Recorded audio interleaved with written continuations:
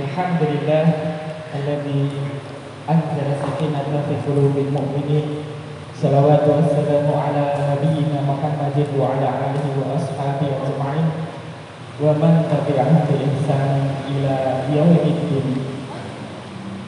Bapak Ibu sekalian yang dirahmati Allah Subhanahu wa taala, izinkan kami membacakan susunan acara pada ngaji bareng Samara pada malam hari ini. Yang pertama yaitu pembukaan, yang kedua yaitu ngaji bareng Samara dengan tema sejarah puasa para nabi terdahulu dan sejarah puasa Ramadan yang akan disampaikan oleh beliau Ustadz Raudhon ZLC sampai nanti adzan Isya. Kemudian setelah itu dilanjutkan dengan tanya jawab. Kemudian yang ketiga yaitu laporan dari panitia ngaji bareng Samara dan juga ada beberapa pengumuman, dan yang terakhir yaitu penutup. Memasuki acara yang pertama, marilah kita buka acara ngaji bareng Samara dengan membaca basmalah. Bismillahirrahmanirrahim. Acara yang kedua yaitu ngaji bareng Samara dengan tema sejarah puasa para nabi terdahulu dan sejarah puasa Ramadan yang akan disampaikan oleh Ustaz Raudhon ZLC. Waktu dan tempat kami persilahkan. Bismillahirrahmanirrahim. Assalamualaikum warahmatullahi wabarakatuh. Innal hamdalillah nahmaduhu wa nasta'inuhu wa nastaghfiruh wa na'udzu billahi min shururi anfusina wa sayyiati a'malina. Man yahdihillahu fala mudilla lahu wa may yudlil fala hadiya lahu. Asyhadu an la ilaha illallah wa asyhadu anna Muhammadan abduhu wa rasuluh. Wassalamualaikum warahmatullahi wabarakatuh. Muhammad sallallahu alaihi wasallam. Allahumma yassir lana, Allahumma sahhil umurina, Allahumma faqihna fi dinika wa 'allimna ta'wil kitabika ya arhamar rahimin ya rabbal alamin. Jamaah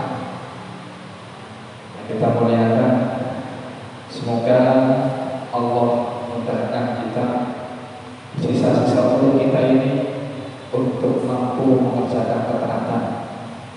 Diberkahi oleh Allah sisa-sisa umur kita, dimudahkan langkah kaki kita agar kita bisa memaksimalkan serta optimalkan Ramadan pada tahun ini lebih baik daripada Ramadan kita sebelumnya.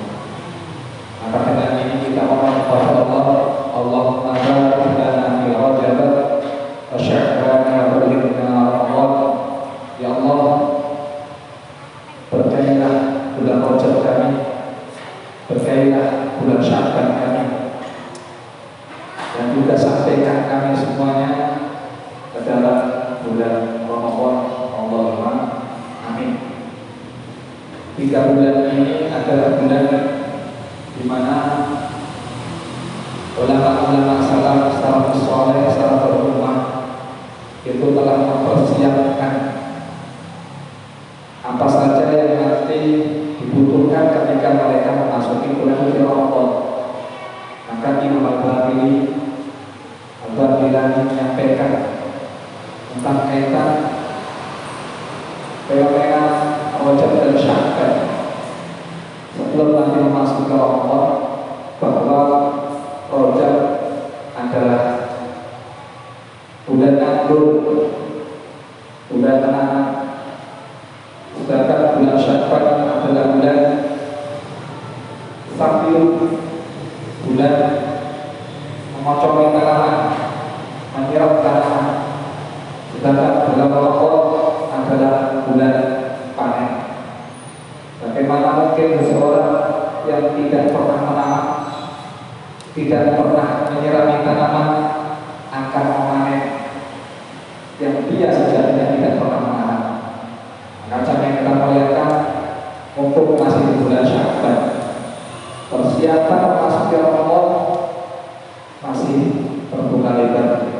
Dimaksimalkan ibadah-ibadah sunnahnya, dimaksimalkan puasanya yang biasa puasa, dimaksimalkan sholatnya yang berbiasa sholat, dan dimaksimalkan juga nanti bagaimana dia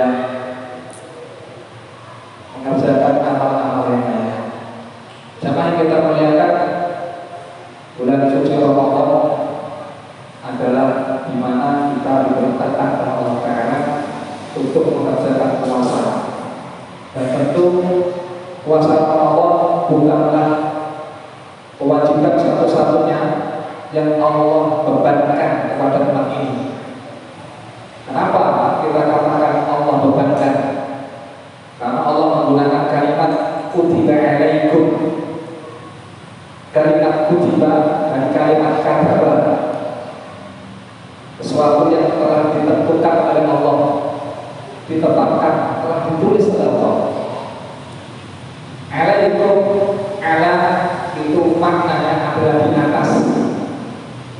Jadi sesuatu yang di atas diri kita dan melekat, itu namanya ala. Dalam bahasa Arab untuk menegaskan atas itu ada dua, satu fauqa, yang kedua ala. Kalau fauqa gantung seperti kipas yang kita lihat dari ini, gantung di atas kita. Tapi kalau ala seperti ini namanya ala. Ya, botol di atas bawah meja, melekat. Maka kenapa kutiba alaikum diwajibkan atas kalian dan dikatakan itu beban? Karena ini kewajiban akan terus melekat kepada kita selama kita beriman kepada Allah.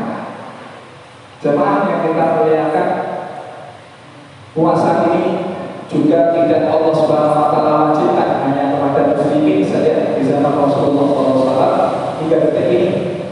Tapi ternyata karena kutiba alal ladzina qablikum, Allah wajibkan puasa itu kepada orang-orang sebelumnya. Sebelum nanti kita mengkaji tentang puasa, sejatinya puasa jangan kita melihat tidaklah berdiri sendiri.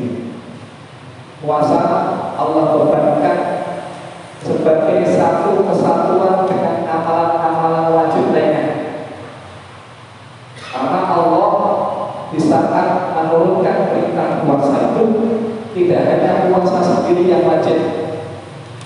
Karena fase Madinah adalah fase di mana Allah sudah menurunkan kewajiban-kewajiban kepada muslimin yang dulu tidak pernah didapati ketika masih mereka di Mekah.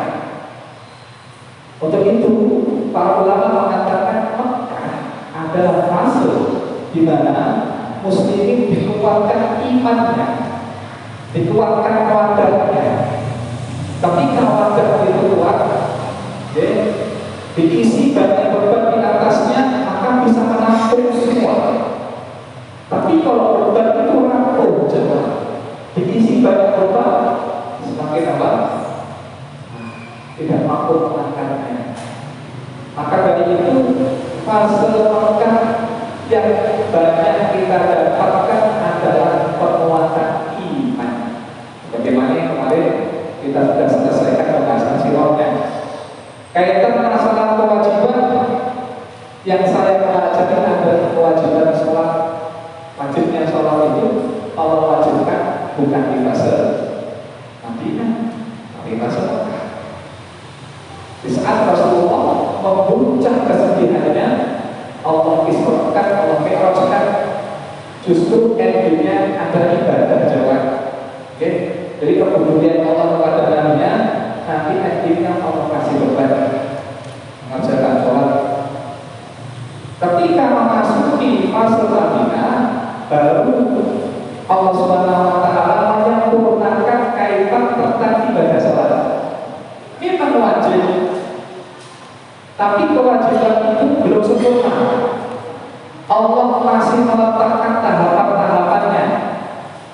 Seperti salah satunya ketika Nabi memasuki fase Madinah, maka nanti kita dapati bahwa muslimin itu belum wajib mengerjakan berjamaah.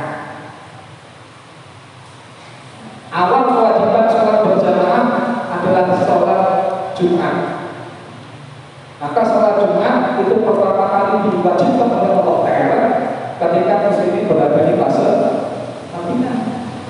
Bahkan ketika di fase Madinah itu kan juga banyak kemudian ada kejadian-kejadian yang masih mau tentu, seperti para sahabat ketika mendengarkan Rasulullah di atas mimbar berkhutbah, kemudian datang pedagang dari Syam menawarkan dagangan. Ini jamaah-jamaah yang mendengarkan khutbah bubar. Kenapa bubar? Mengadakan transaksi jual beli. Maka muncul berita, ya ayyuhalladzina amanu idza nudiya lis-sholati min yaumil jumu'ati fas'au ila dzikrillah wa dzarul bai'a. Maka ketika sholat Jumat apa? Fas'au ila dzikrillah. Bergegaslah kalian untuk apa? Berzikir kepada Allah, mengingat Allah, untuk segera bergegas sholat. Padahal baik tinggalkan transaksi jual beli. Maka pada tahapan inilah kemudian sholat Jumat Allah wajibkan. Kalau ada Syafi'i, sholat Jumat hukumnya fardu ain. Fardu ain itu pertama memiliki kewajiban. Siapa yang meninggalkan tanpa alasan, dia termasuk orang yang sudah balik, dia orang yang mungkin ya bukan musafir, tidak sakit, maka dia meninggalkan secara sengaja berdosa. Karena sholat Jumat hukumnya fardu ain. Setelah itu jamaah baru muncul kewajiban berikutnya, yaitu sholat berjamaah. Saya sampaikan kewajiban, tapi para ulama berbeda pendapat akan hukum sholat berjamaah. Selain sholat Jumat, subuh berjamaah, zuhur berjamaah, asar berjamaah, dan sholat lainnya berjamaah. Sholat fardu dikerjakan secara berjamaah. Karena dulu di zaman para sahabat, mereka mengerjakan sholat fardu berjamaah itu dengan anggota keluarganya, tidak di masjid. Mungkin ada segelintir di antara mereka yang di masjid berjamaah, ada yang mengerjakan sholat sendiri atau menjadi imam bagi keluarganya. Ketika muncul nantinya perintah kepada Allah, kepada Rasulullah kaitan masalah sholat berjamaah ini, maka sudah mulai ya Rasulullah bergerilya menyampaikan kepada para sahabat agar kemudian apa? Menyuruh orang-orang untuk mengerjakan sholat berjamaah. Hanya nanti para ulama berbeda pendapat. Ada 3 perbedaan hukumnya. Ada yang mengatakan hukum sholat berjamaah sunnah muakkadah. Ulama akadah. Kemudian yang kedua fardu kifayah.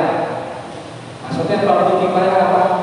Fardu kifayah itu hukumnya wajib, tapi menjadi gugur kewajibannya ketika sebagian muslimin telah melaksanakan. Jadi kalau sebagian sudah melaksanakan, gugur bagi sebagian yang lain.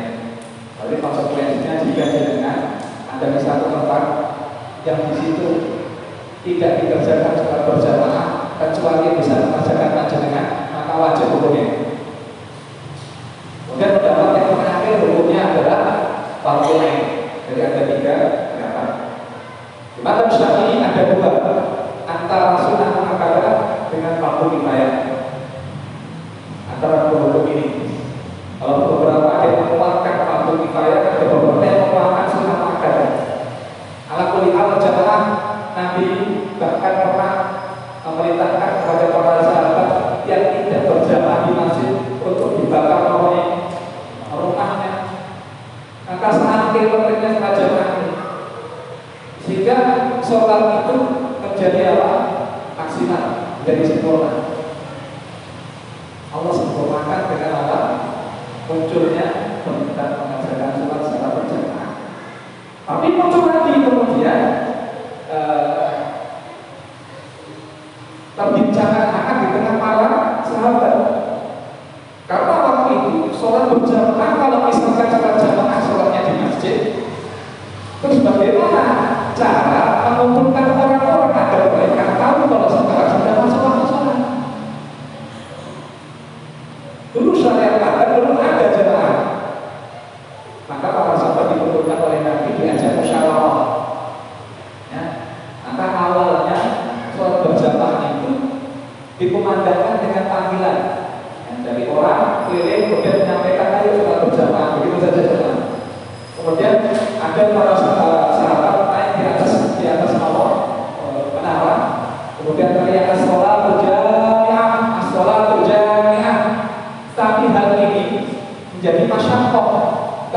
bagi sebagian yang lain. Karena mungkin sebagian yang lainnya tidak mendengarkan adanya pengumuman tentang sholat berjamaah sudah masuk waktunya. Jadi banyak yang kelewatan. Akhirnya Nabi ajak sholat. Bagaimana kita ini menyikapi agar orang-orang pada tahu waktunya sudah masuk ketika sholat sudah diwajibkan, zuhur masuk, asar masuk dan lain sebagainya. Maka para sahabat kemudian menuangkan ide-idenya. Dia mengatakan, ya Rasulullah, bagaimana kalau kita kumpulkan lonceng sebagaimana orang-orang Nasrani ketika mengerjakan sholat-sholat mereka, jadi kumpulkan lonceng. Sebagian yang mengatakan, bagaimana kalau kita adakan trompet saja ya Rasulullah, trompet itu sebagaimana orang-orang Yahudi. Sebagian yang mengatakan, bagaimana kalau kita nyalakan api di tempat yang tinggi. Jadi ketika ada orang-orang melihat api yang menyala, berarti waktu sholat sudah datang sampai nanti dua orang sahabat, salah satunya itu apa? Mengutarakan intinya. Karena di mimpi itulah kemudian dia diperlihatkan tentang adat yang sekarang ini apa? Nah, kita baca sampai nanti mereka Jibril mengajarkan kepada Rasulullah akan lafaz adat ini, Allahu Akbar, ya, sebagaimana yang kita bacakan hari ini. Ya, sekali lagi bahwa ibadah ini kaitan tentang apa? Sholat. Apakah cukup di sini? Belum. Ternyata pada tahun itu juga sebelum memasuki nanti bulan puasa. Jadi rentetan ini datang berita-berita ini sebelum bulan puasa. Sebelum puasa pertamanya muslim pada tahun 2000 ya. Kemudian yang lainnya apa? Tahwilul qiblah. Kita juga tentang masalah sholat, yaitu perubahan kiblat pertamanya muslim. Yang mana muslim pertama kali menghadap ketika mengerjakan sholat itu menghadap Baitul Maqdis. Jadi ketika Nabi Sallallahu Alaihi Wasallam, Nabi Muhammad Sallallahu Alaihi Wasallam, beliau di kota Madinah, di kota Mekah, beliau mengerjakan sholat, Rasul jadikan Mekah itu di antara beliau, Ka'bah itu di antara beliau dengan apa? Baitul Maqdis. Jadi beliau sholatnya menghadap Baitul Maqdis, tapi kemudian Ka'bah dijadikan di depannya. Jadi dari arah Rukun Yamani, dari arah Hajar Aswad itu, beliau di situ kemudian menghadap Al-Quran, menghadap Baitul Maqdis. Ketika beliau sampai di Madinah, nah kalau beliau, kenapa? Beliau sholat membelakangi Ka'bah. Ka'bah di arah selatan, arah barat, sedangkan Baitul Maqdis di arah utara. Beliau belakang itu Ka'bah, sedang beliau menghadap kemana? Baitul Maqdis. Ketika Allah Subhanahu Wa Taala kabulkan permintaan Nabi-Nya, karena Nabi ketika itu menengadahkan tangan ke langit, bolak-balik mengharapkan agar Allah kemudian pindahkan kiblatnya dengan kiblat bapak beliau Nabi Ibrahim alaihissalam. Kiblatnya Nabi Ibrahim alaihissalam itu menghadap Ka'bah. Sedangkan nabi-nabi setelahnya, nabi-nabi Bani Israil itu kiblatnya Baitul Maqdis. Dan Nabi mengikuti kiblat Nabi sebelumnya ke arah Baitul Maqdis. Dan beliau menginginkan untuk dibalik kiblatnya menghadap kiblat bapaknya beliau, yaitu Nabi Ibrahim alaihissalam. Allah kabulkan sampai Allah sebutkan Fawalli wajhaka syatral masjidil haram. Hadapkanlah wajahmu yang Muhammad menuju mana? Masjidil Haram. Maka peristiwa itu di waktu kasar Nabi sholat di masjid yang dikenal dengan masjid kiblat ini, masjid dua kiblat. Di sholat asar setelah Nabi berbalik. Nah, kemudian sahabat ikut berbalik, dan wanita yang paling belakang itu juga Nabi kemudian maju ke arah depan. Kemudian sahabat yang lainnya mengikuti. Jadi kiblatnya berbalik juga. Pada waktu sholat asar dan kemudian dikenal dengan peristiwa pergantian kiblat dan dikenal masjidnya dengan sebutan masjid kiblat ini. Jangan kita tanyakan apa Allah di permulaan juz 2 mengatakan saya urus kepada minan nasi mawallahu sampai akhir ayatnya. akan berkata orang-orang sami, orang-orang bodoh yang mengomentari peristiwa di baliknya kiblat itu. Maka Nabi tidak mudah. Itu kabilah, perkara besar, urusan besar. Karena perubahan kiblat itu sampai terjadi apa? Konflik internal. Jadi antara muslimin sendiri yang belum bisa menerima adanya perubahan ini, ada sebagian yang murtad. Dan di situ juga menjadi apa? Kelemahan, bukan kelemahan sebenarnya, tapi bagi orang-orang musyrikin, bagi orang-orang Yahudi, disitulah Nabi kemudian Allah diserang oleh mereka. Orang-orang musyrikin mengatakan Muhammad dulu ngajak-ngajak untuk memilisi kita, ya. Ketika di Mekah ya, mengajak kepada peribadatan hanya kepada Allah saja, meninggalkan kebiasaan orang-orang itu. Sekarang kenapa mengajak berbalik kepada kita lagi? Orang Yahudi mengatakan Muhammad bagaimana ini? Dia meninggalkan agama-agama nabi-nabi terdahulu. Nabi-nabi terdahulu kiblatnya menghadap ke mana? Baitul Maqdis. Ini gimana ceritanya? Muhammad kok berbalik ke arah Baitul Haram? Arah Baitul Haram. Orang-orang munafik mengatakan apa? Dia itu nabi kalian. Nabi kalian ini bagaimana? Kok dalam ibadah tidak ada kepastian? Kok tidak ada komitmennya? Kemarin ke sini, sekarang ke sini. Bisa jadi asalnya tidak benar. Keluar orang-orang dari sini tetap orang-orang.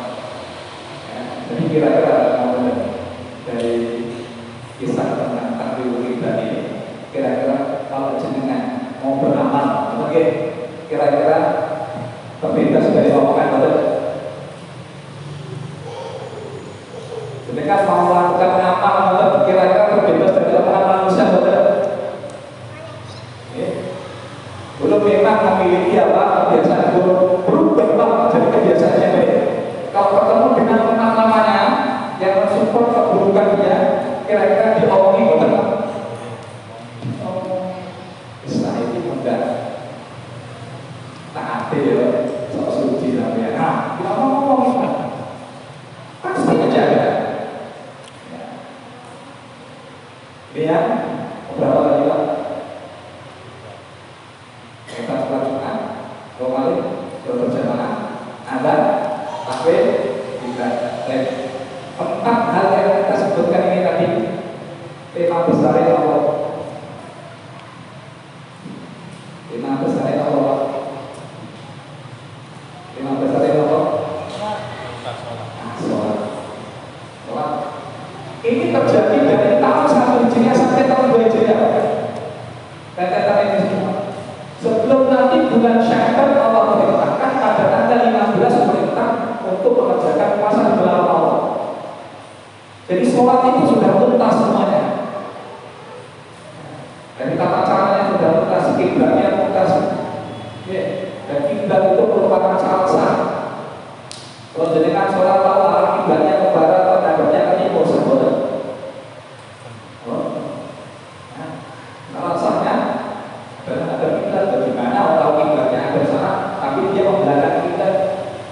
Maka dari sini kaitan tentang sholat itu penting untuk dipelajari, penting dituntaskan. Sehingga salah satu amalan yang bisa kemudian kita biasakan sebelum masuk Ramadan adalah qiyam, adalah sholat. Maka siapa yang tidak terbiasa mengerjakan sholat rawatib dirutinkan di bulan selain bulan Ramadan, di Ramadan jauh lebih susah. Kalaupun bisa mengerjakan tapi kadang tidak konsisten, gitu betul. Tapi kalau sebelum masuk Ramadan terbiasa dan konsisten, sudah dari sholat dulu dia sholat, sebelumnya sholat, sebelum subuh dia sholat, ya, bahkan asar ditambahi sebelum asar dia 4 rakaat. Maghrib sebelumnya, setelah maghrib dia sholat, isya sebelum isya sholat, setelah isya dia sholat, bahkan ditambah dengan tahajudnya. Okay.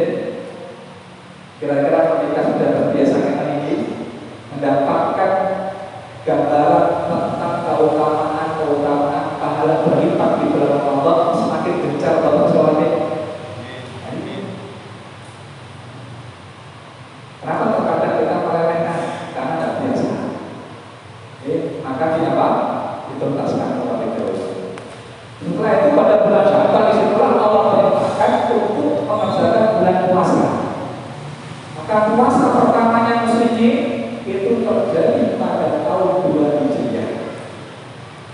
Pada tahun 2 Hijriah ini jangan kita tanyakan sampai nanti Rasulullah SAW wafat pada tahun 11 Hijriah. Kurang lebih beliau mengerjakan puasa itu jumlahnya 9 kali atau Ramadan. Jadi kalau dari tahun 2, 3, 4, 5, 6, 7, 8, 9, 10. Ya, berarti ini tadi 9 kali berpuasa. Karena pada tahun 11 Hijriah Rasul meninggal dunia pada bulan Rabiul Awal. Sebelum memasuki bulan Ramadan, beliau meninggal terlebih dahulu. Tapi beliau bertemu dengan bulan suci Ramadan berapa kali? 9 kali. Dan sebelumnya puasa muslimin bagaimana? Puasanya muslimin sebagaimana puasanya orang-orang terdahulu, karena puasa orang-orang terdahulu sudah ada kewajibannya. Bagaimana Nabi Nuh alaihissalam ketika Allah selamatkan Nabi Nuh dengan orang-orang yang bersamanya sebagai bentuk rasa syukur kepada Allah, mereka puasa 3 hari selama 1 bulan. Puasa yang kita kenal dengan puasa apa? Ayyamun Bid. Kemudian Daud alaihissalam bentuk rasa syukurnya kepada Allah, puasanya berikut. 1 hari puasa, 1 hari berbuka, 1 hari puasa, 1 hari berbuka. Puasa terbaik dari puasa sunat. Nabi Musa kapan puasanya? Puasanya Nabi Musa pada bulan 10 Muharram. Sebagaimana peraturan para sahabat yang komentari orang Yahudi. Jadi ketika Rasulullah masuk di kota Madinah, melihat ada fenomena yang mana Bani Israil melaksanakan puasa pada tanggal 10 bulan Muharram. Rasulullah tanya akan hari ini. Sudah dikasih jawabannya. Hari ini adalah hari di mana Allah Musa. Allah selamatkan Nabi Musa alaihissalam. Pasal Musa, kemudian Musa mengerjakan puasa. Pasal Bani Israil, kemudian orang-orang Bani Israil mengerjakan puasa. Puasa pada bulan Muharram tanggal 10 Muharram. Apa kata Nabi komentarnya? Hakul Musa itu, aku lebih berat atas Musa dibanding mereka. Kemudian Rasul mengerjakan puasa di bulan Muharram. Ada tanggal 10 Muharram. Karena beberapa ulama yang mengatakan sebelum bulan suci Ramadan diwajibkan berpuasa, puasanya Rasulullah 1 hari di bulan Muharram, ada tanggal 10 Muharram. Karena itulah puasanya Musa dan puasanya Isa alaihissalam. Karena Rasul puasa di bulan ini, di hari ini. Ketika perintah puasa Ramadan muncul, maka Nabi mengerjakan puasa bukan pada Muharram, bukan pada 3 hari setiap bulan, dalam arti puasa wajibnya. Kalau sunnah, Rasulullah mengerjakan puasa sunnah dan memperbanyak puasa sunnah Ramadan di bulan Syawal. Karena perhubungan dari isi-isi beliau, isi-isi beliau sampai memungkinkan bahwa mereka tidak melihat Rasulullah mengerjakan puasa terus sebulannya kecuali bulan Ramadan. Tapi ada riwayat lain mengatakan Rasul itu hampir dilihat oleh istri-istrinya mengerjakan puasa penuh 1 bulan di bulan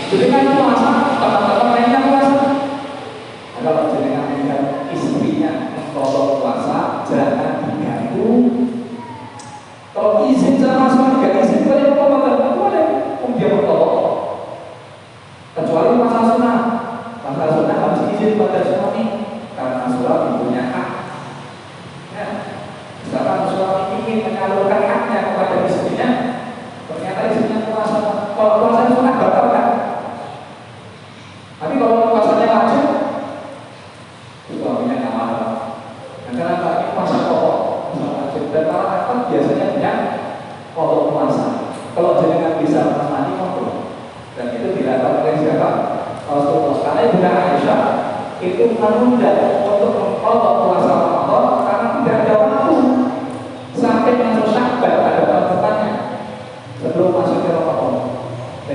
Jangan kita melihatkan Rasulullah mengerjakan puasa dengan para sahabat yang kita sampaikan nanti 9 kali lamanya itu kebanyakan dibagi dari 3. 1, puasa beliau di Madinah. Yang kedua, di perjalanan. Yang ketiga, di peperangan. Kalau kita posisi saya yakin tidak kuat. Maksudnya Rasulullah dengan perjuangan dan para sahabat. Beliau melaksanakan puasa di Madinah itu Pak, itu dapat kurang lebih selama 9 hari cuma 2 kali. 2 kali.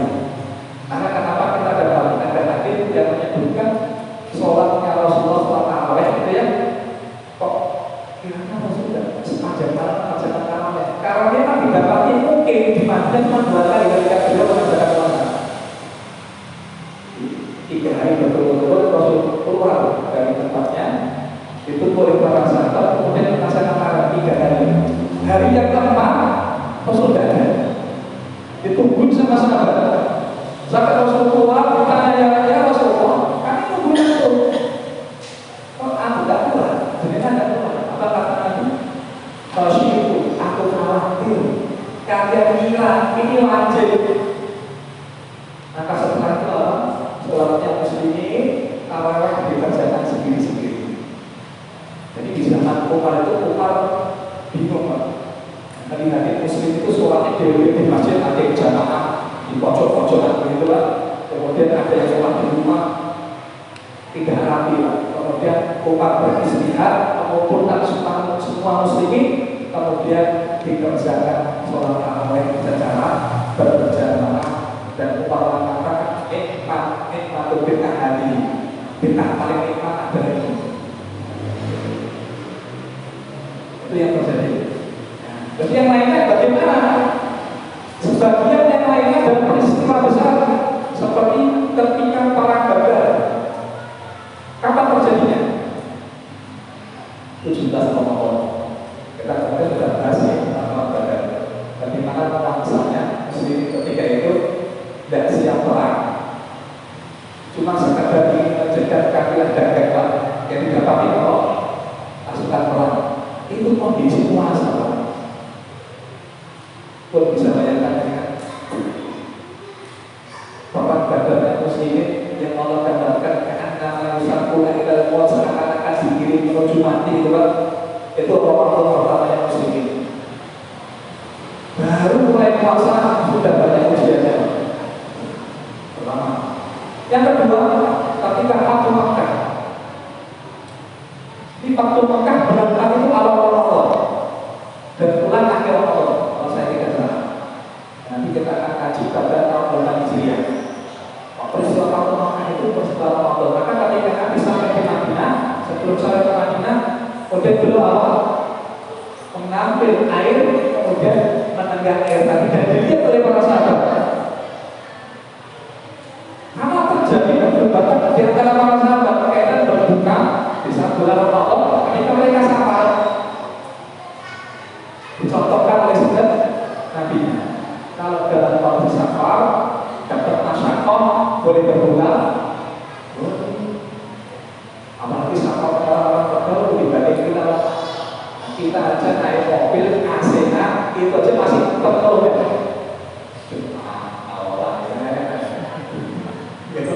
Tetap buka boleh dong ya boleh dengan safar, tapi safarnya safar di tengah dalam tanda Syafi'i itu dibahas safar yang boleh berkosor, safar yang boleh berbuka puasa itu safar to'ah, safar untuk landasan taat, safar yang maksiat tidak boleh kosor. Jadi kan balik terpuji namanya gendaannya mungkin Kalimantan safarnya tidak boleh kosor.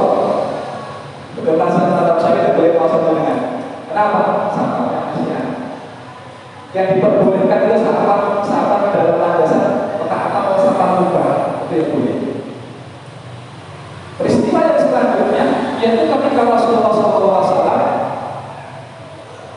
dengan para sahabat pulang dari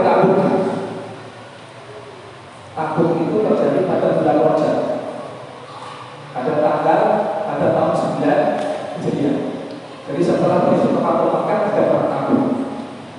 Itu berangkatnya 15 hari. Itu tabung itu kurang lebih 800 km. Sini sampai sini.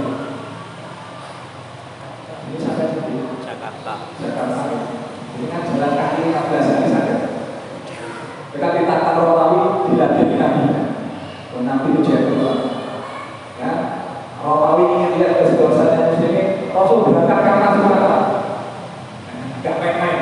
Pasukan diberangkatkan 15 hari perjalanan. Kemudian di tempat yang telah disepakati di tabung itu Nabi menanti 20 hari lamanya. Kalau tidak ada pasukan yang muncul dari pihak musuh, kemudian 15 hari berikutnya Nabi pulang.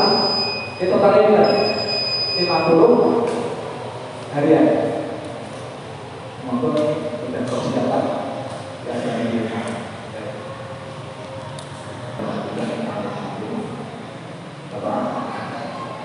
semua yang kita tanyakan. Jadi Rasulullah SAW pulang dari Tabuk dan Qadimah Madinah itu memasuki bulan suci Ramadan. Jadi beliau pulang dari perang Tabuk, satu Tabuk, perjalanan dari Tabuk pulang ke Madinah itu sudah memasuki bulan Ramadan.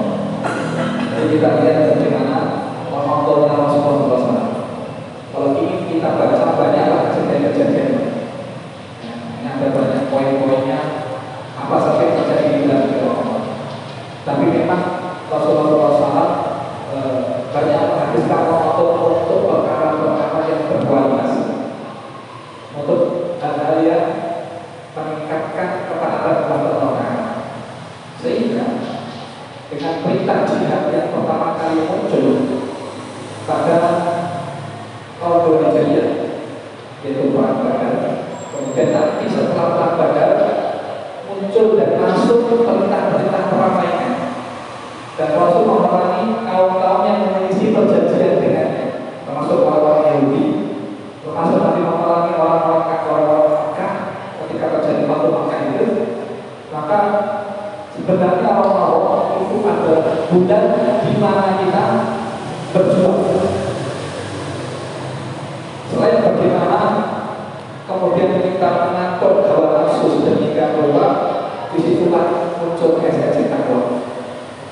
Jadi Ramadan itu sebagai media training center bagi pola pikirnya kaum muslimin, karena justru di saat puasa yang muncul adalah ambisi besar saja. Gila betul? Apa yang mungkin saat kita puasa? Nah, dengan akan merasa bisa ingin berbuka. Itu beli makanan banyak, gitu.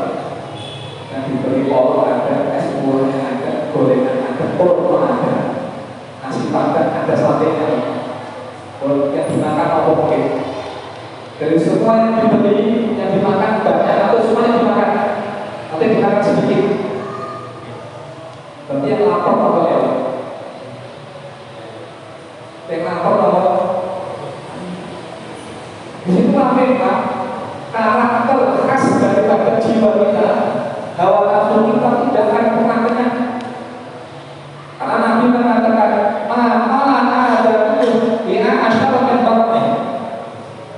Tidak ada wakil yang jauh lebih buruk pada anak cucu anak melebihi awal perutnya. Maka urusan perut ini Pak, kalau kita bicarakan panjang bahkan kalau suatu pemerintahan ingin mendapatkan kesejahteraan rakyatnya, yang diperhatikan urusan perut. Kalau rakyat lapar itu cenderung marah. Maka perutnya harus aman, harus nyaman.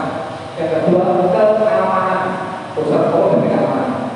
Jadi kalau orang sudah aman, keluar kerja tidak takut, pulang kerja tidak takut, ya, bagi uang tidak takut, pembegalan dan lain sebagainya, aman itu. Ini cuma orang yang sejahtera.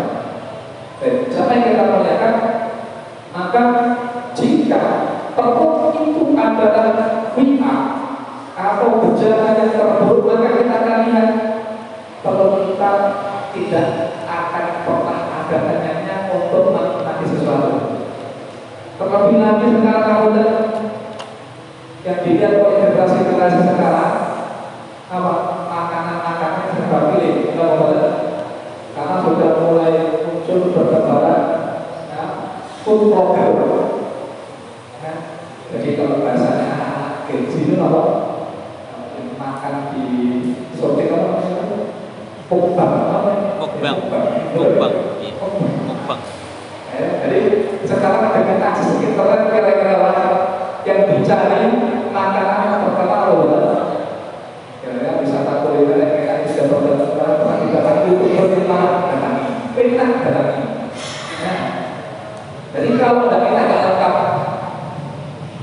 Kayak ada kalau orang makan tidak ada sambelnya kayak banyak kerupuknya. Maka dalam hadis ini Rasul mengatakan bahwa kalian ini ada jika ibu ada memiliki wajah dua lebah yang dahabit dari emas, lala abad yang lalu maka dia pasti mau lebah yang kedua. Sudah punya dua, pasti menghadapi lebah yang ketiga. Walanya kalau kamu tidak tahu dan tidaklah nanti memenuhi mulutnya kecuali tanah. Bayatullah ala mata dan Allah menerima taubat siapa yang Allah kehendaki, Allah berikan taubat. Jadi sampai manusia mati juga ambisinya tetap besar. Soal pasti ambisi itu. Maka dalam urusan makan ada 3 hal kaitan hadis tadi yang kita bacakan, karena nanti dipotong hadisnya kelanjutannya bahwa perut ini sepertiganya untuk udara, sepertiganya untuk makanan, sepertiganya lagi untuk minuman. Maka ada beberapa hal yang perlu kita himbau. Yang pertama masalah ambisi, yang kedua kemampuan makan atau memiliki, yang ketiga sesuai dengan porsi dan kebutuhan. Kadang-kadang sering berbeda. Akan ada porsi ditekan ambisinya, sehingga yang terjadi apa?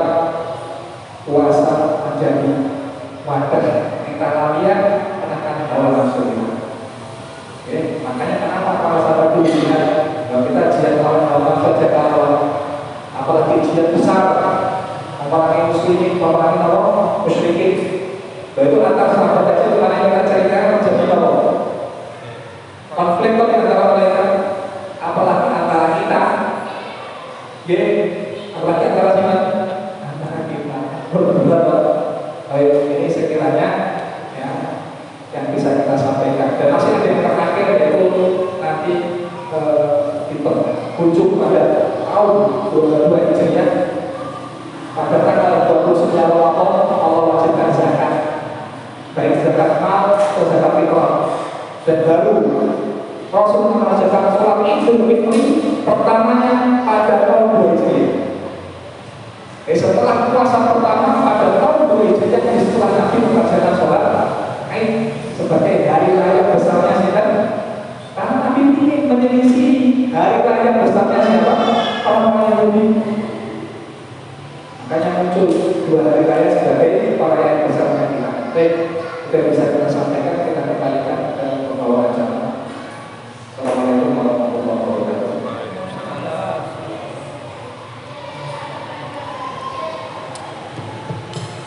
Mungkin ada yang bertanya. Assalamualaikum warahmatullahi wabarakatuh. Waalaikumsalam. Kita biasanya rutin umat Islam puasa, yang biasanya hanya tahunya biar kita jadi orang yang takwa. Tapi orang Jepang lain, Pak. Orang Jepang ada yang namanya Yoshinori Ohsumi. Itu pemenang hadiah Nobel, ilmuwan Jepang. Katanya dia menyelidiki puasa. Puasa ada konsep autofagi dan autolisis. Jadi memakan dan merusak. Jadi membuat tubuh lapar. Sel-sel tubuh ikut lapar. Itu akan memakan sekarang sel-sel dirinya yang sudah tidak berguna lagi, sel-sel yang telah rusak, sel-sel yang mati, agar tidak menjadi sampah dalam tubuh, sehingga sel-sel mati ini tidak akan menghasilkan sesuatu yang membahayakan tubuh, jadi bisa menjadi kanker dan sebagainya. Jadi inilah rahasia diselidiki oleh orang Jepang. Ya, kita tahunya apa, tapi tidak tahu bagaimana puasa itu. Sehingga ini menggelitik kita untuk lebih kita mendalami puasa agar kita umur panjang, sehat dan barokah, rahmat dan barokah, kebaikan dan bertambah. Terima kasih. Assalamualaikum warahmatullahi wabarakatuh. Alhamdulillah kita belajar. Walaupun ini ada hadisnya baik. Hadis baik, sumu tasihu, puasalah kalian maka kalian sehat. Hadisnya baik, perlu diteliti dengan derajat kesolehannya. Cuman kalau kita lihat dengan tadi kita bahas sama dokter, ya, alhamdulillah kalau dari segi medis ada manfaatnya. Ada kayak mungkin yang lain. Assalamualaikum warahmatullahi wabarakatuh. Cintanya apa yang afdal penentuannya pakai metode apa? Terima kasih. Assalamualaikum. Afdal penentuannya dua-duanya sama. Metode hisab itu pertama dikenalkan oleh Imam Bukhari. Walaupun ada beberapa yang mengatakan dari materi itu sudah ada. Metode hisab ini justru beberapa ada yang mengisyaratkan dulu dosa-dosa kami menyampaikan justru metode hisab itu metode akurat. Gitu ya, enggak akurat. Nah sekarang dengan ilmu falak yang berkembang, seseorang bisa menentukan waktu bahkan terjadinya gerhana bisa diprediksi. Apa waktunya? Dan nyaris tidak meleset. Nyaris tidak meleset. Itu yang pertama. Kenapa kita bilang itu juga kuat, sama-sama kuatnya. Kenapa? Karena Nabi menyampaikan sumu liru'yatihi wa abtimu liru'yatihi. Puasa kalian karena melihat, yang dilihat apa? Hilal. Dan berbukalah kalian karena melihat hilal. Fa'in humma alaikum, kalau nanti tertutup awan, apa kata Rasulullah? Dikenakan hitungannya 30. Berarti yang mau menggunakan metode yang Allah, ya, yang ingin menggunakan metode hisab, kadang-kadang ada yang pokil bina ini bukan, tapi dia besok. Hari ini ikut hisab, ya, tapi biayanya besok ikut pemerintah. Ini swasta bersubsidi. Kira-kira itu jadi haknya apa? Tentang rupiah besar. Melihat itu ada dua. Melihat dengan mata kepala, melihat dengan otak. Terima kasih. Oke, semua makan.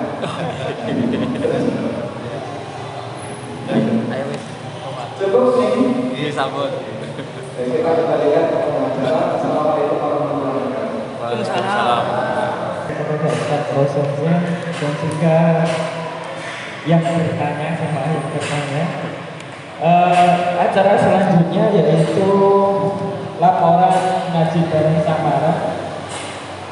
Total pemasukan dan saldo sebesar Rp3.400.000, kemudian pengeluaran Rp519.000, sehingga saldo hingga saat ini sebesar Rp2.881.000.